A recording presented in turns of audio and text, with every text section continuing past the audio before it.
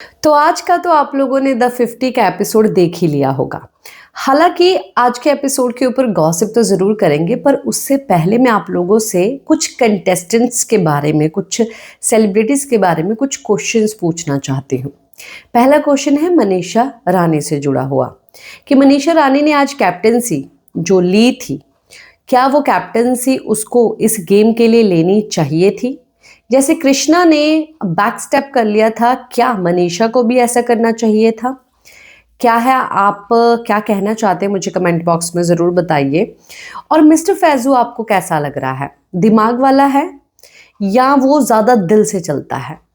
रज्जत दलाल की गेम आपको smart game लग रही है या आपको उसकी गेम जो है धोखाधड़ी वाली लग रही है? बहुत गंदी गेम खेल रहा है पर गंदी वाली गेम होती है वो खेल रहा है।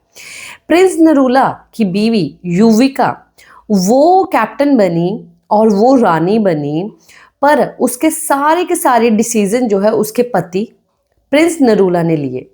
इससे क्या आपको ऐसा नहीं लगा कि प्रिंस नरूला तो सबको चलाता ही है, ठीक है, बट किसी की खुद की आइडेंटिटी नहीं है और वो उसी के कहने पे बस चलते हैं? और क्या ये चीज़ें बाकी कंटेस्टेंट के लिए, युविका के लिए सही है? ये क्वेश्चंस का आंसर जो है मुझे कमेंट बॉक्स में प्लीज़ ज़रूर दीजिए। अभी रही बात आज के एपिसोड की।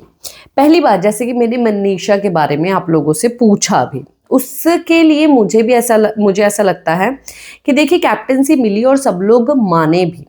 हालांकि स्टार्टिंग में मनीषा ने लड़ाइयाँ की पर उसके बाद वो शांत हो गई, पर आज उसको जो है उसकी झोली में गिर गई आके कैप्टेंसी, जो कि बहुत ही बढ़िया हुई।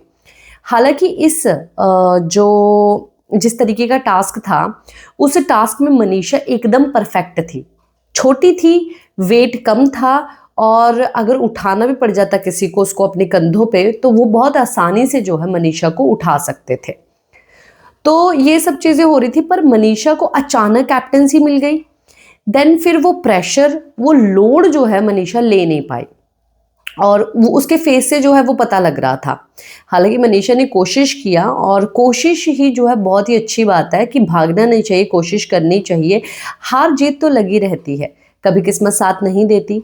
हालांकि युविका की किस्मत साथ दे दी और उसके ऑपोजिट जो है जो मनीषा थी वो थोड़ी बहुत नर्वस हुई हुई थी।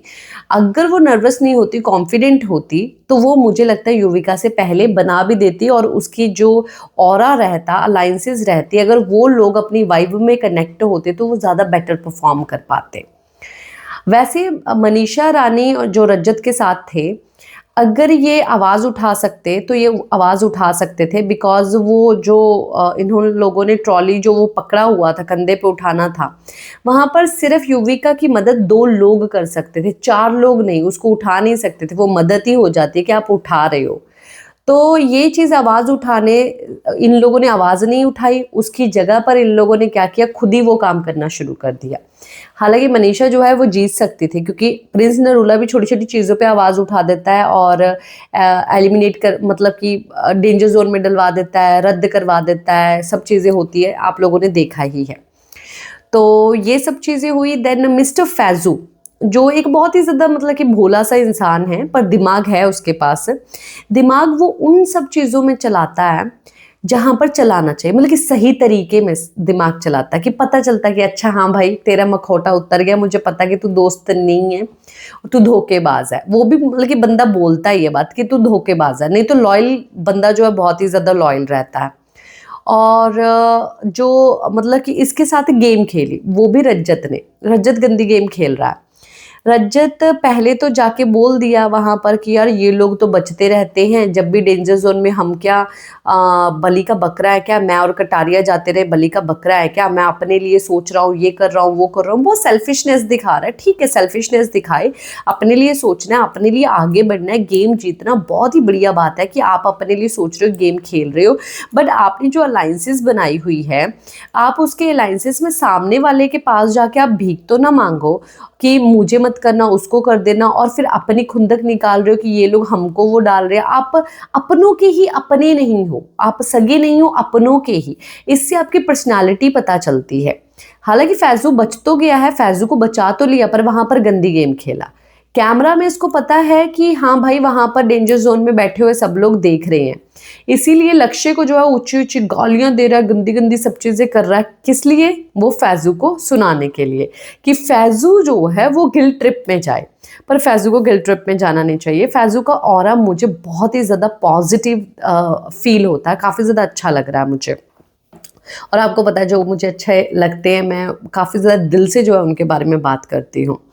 और युविका तो लग ही नहीं रही थी भाई कि सच में ये खुद कैप्टन बनी है, या प्रिंस के तो कोई भी जितने भी लोग हैं वो तो लगते ही नहीं है कि वो लोग खेल रहे, प्रिंस ही उन लोगों को खिला रहा है। ये प्रिंस के लिए बहुत ही बढ़िया बात है कि प्रिंस इतना कंट्रोल कर सकता है और उसके कंट्रोल में लोग चल सकते हैं। अब रही बात करण पटेल की, देखिए करण पटेल चला तो गया, ठीक है चला गया, बहुत चलो उसकी इंजरी थी ऐसा है, और वंशज जो है घर में रह गया। पहली बात ये है कि वंशज वैसे भी डिजर्व नहीं करता था, बहुत अच्छी परफॉर्मेंस कर रहा है बंदा, हर एक चीज़ में जो है काफ़ी बढ़िया कर रहा है, परफॉर्मर है वो, दिखाई देता है। और जो करण था, देखिए इन लोगों को पता था कि हाँ जी भाई इंजरी हुई है। मुझे ये थोड़ा बहुत दिखावा लगा, सच्ची बात बोलो मुझे दिखावा लगा, क्योंकि करण पटेल जो है पहले जब आया तब बहुत ओवर कॉन्फिडेंट लग रहा था, देन फिर जो है वो बीच में शांत हो गया, फिर वो वापस बाहर गया मेडिकल इश्यूज के कारण, फिर जो वापस आया तब वो बोलने लग गया, लड़ाइयाँ करने लग गया, बेकार की शर्ट्स खोलने लग गया और हर एक चीज़ में जो है परफॉर्म करने लग गया, जबकि उसको हो भी नहीं रहा है, कर भी नहीं पा रहा है। अब जब इसको अब ये दोनों चीज़ें करने के बाद खुद को ऐसी चीज़ फील हुई कि भाई मैं इस शो में रह नहीं सकता, मेरे में इतना स्टेमिना नहीं है, मैं नहीं ये सब चीज़ें कर सकता। इन्होंने जो है एक मेडिकल रीज़न दे के जो है उसको एलिमिनेट नहीं किया, क्योंकि ये बंदा लाडला है, उसको एलिमिनेट नहीं किया, उसकी एक अच्छी छवि जो है इन लोगों ने क्रिएट की है, टीवी पे एक अच्छी छवि क्रिएट की है कि देखो ये बंदा जो है बहुत ही बढ़िया है। इस बंदे ने अगर बाहर निकाला था तो वंशज ने अगर इतनी बड़ी बड़ी बातें की थी तो इसने शो में रह के जो है उसको वापस भी बुला लिया, फिर अपनी जगह तक जो है वंशज को दे के वो बाहर निकल गया। तो कितनी बड़ी महान जो है वो चीज़ की है। मुझे लगा है कि ये सिर्फ प्लान्ड था, और ये एक्चुअली में प्लान्ड ही रहता है, ये एक स्क्रिप्टेड शो है, ये कोई रियलिटी वाला शो नहीं है, स्क्रिप्टेड शो है।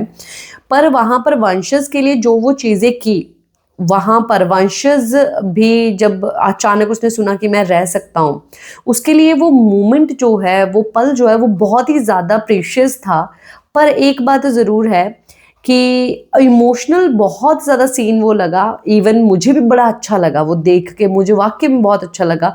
और करण के लिए एक रिस्पेक्ट जो है दिल में वाकई में ज़रूर आई, इस तरीके से ये चीज़ डिज़ाइन की गई थी। और हम लोग हैं ही इंडियन वाले भाई, हम लोग इंडिया के हैं लोग, और जल्दी जो है मतलब यहाँ से नहीं सोचते, बहुत कम लोग होते हैं जो कि यहाँ से सोचते हैं, ज़्यादातर लोग हमारे इंडिया वाले यहीं से सोचते हैं। तो ऐसी चीज़ें आती है सामने तो आंखों से आंसू निकल आता है और वाह वाह करने लग जाते हैं, और वही चीज़ वहाँ पर हुई। बट अगर सिक्के का दूसरा पहलू भी हम देखें तो वो दूसरा पहलू ये है कि भाई इमेज क्लियर करने के लिए, हीरो दिखाने के लिए, हीरो बनाने के लिए ये सब चीज़ें की गई है। नहीं तो अगर ऐसी ही चीज़ थी तो वोटिंग तक रुकना ही नहीं था, तब तक रुकना ही नहीं था, चले जाते। फिर वहाँ पर नो एलिमिनेशन वो खुद कर सकते थे कि आज इसके कारण जो है वो चला गया है, इसीलिए नो एलिमिनेशन जो है हम नहीं करते, कोई भी एलिमिनेशन नहीं करते अगर उनको हीरो नहीं बनाना होता। तो आपका क्या है कहना, कमेंट बॉक्स में ज़रूर बताइए।